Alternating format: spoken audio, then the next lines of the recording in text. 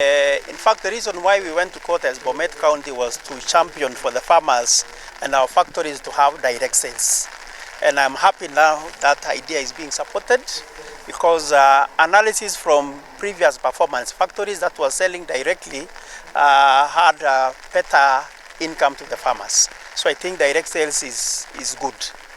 And then secondly, on the issue of having a scientific way of testing the quality of tea is welcome. I think this will remove the subjectivity, relying on the tank to test and give us the quality. As much as we have what we call blind testing may not be the best. I want to believe that the aroma that we have in tea is because of some specific molecules which we can isolate and test using scientific instruments. So it is welcome so that we remove this subjectivity and where particularly those of us from West are disadvantaged. Thank you. Well, I'll answer the last one.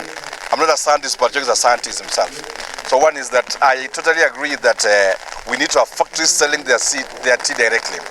You know now, like Mamulti factory in Kericho is doing quite good, Mamulti factory.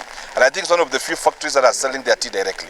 So I agree to the thinking and ideology that we can give the farmers the latitude to be able to market their tea and sell them directly to their markets. And also to that, we have had this debate on the reserve prices.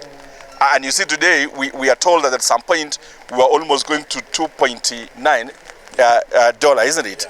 And because of interference from other actors, we ended up now doing a loss. We are selling at 1.65. So we want to say before review of the reserve prices and before any other thing is done, broader consultation is done on the same, so that we don't end up having a reserve price for this category of tea producers, while then the independent tea producers, we don't give them a reserve price for them. They end up etching us in the market. But then I agree that we may need to have factories sell their tea directly, and we support them.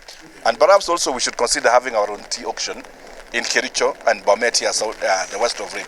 And there's a conversation we'll also be having to see if we can have our own tea auction in times to come in the future. So for the other ones, Professor is a professor of science. So thank you.